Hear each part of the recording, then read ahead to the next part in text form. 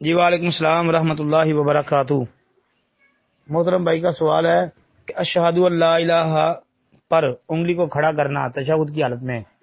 جی محترم بھائی، اس مسئلے کو یاد رکھیں کہ جو احباب یہ کہتے ہیں کہ اشہدو اللہ الہ الا اللہ پر انگلی کھڑی کر لی جائے اور عبدہ و رسولہ پر انگلی کو نیچے کر دیا جائے، یعنی یہ جو کہتے ہیں ان کے پاس کوئی دلیل نہیں ہے، یہ بے بنیاد بات ہے، صحیح نہیں ہے یہ بات۔ انگلی اٹھانی کب چاہیے؟ صحیح اور درست بات وہ یہ ہے کہ جب بندہ تشہد بیٹھتا ہے، تشہد بیٹھتے ہی فوراً جو ہے وہ انگلی اٹھا لینی چاہیے اور گرہ بنا لینی چاہیے، انگلی کو کھڑا کر لینا چاہیے، جیسا کہ صحیح مسلم کی حدیث ہے۔ مشکات المصابیح کے اندر باب التشہد کی پہلی حدیث جو ہے وہ صحیح مسلم والی ہے، وہ پڑھ لیں۔ اس کے متعلقہ دیگر صحیح احادیث جو ہے اس موضوع پر جب وہ پڑھیں گے تو انشاءاللہ مسئلہ یہی ثابت ہوگا کہ تشہد بیٹھتے ہی جو ہے وہ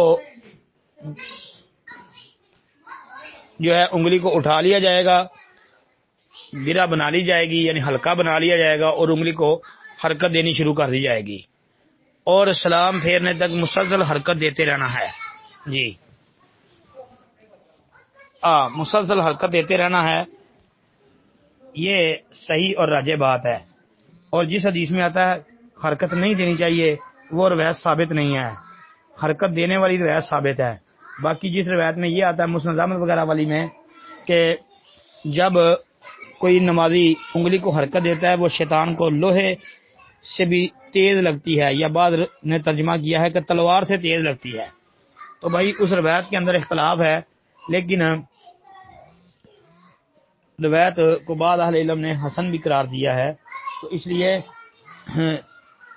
روایت اگر وہ صحیح مانے یا ضعیف مانے، لیکن پھر بھی یہ بات پکی ہے کہ نبی علیہ الصلوۃ والسلام کی صحیح حدیثوں سے یہی تعلیم ملتی ہے کہ انگلی کو حرکت دینی ہے بس۔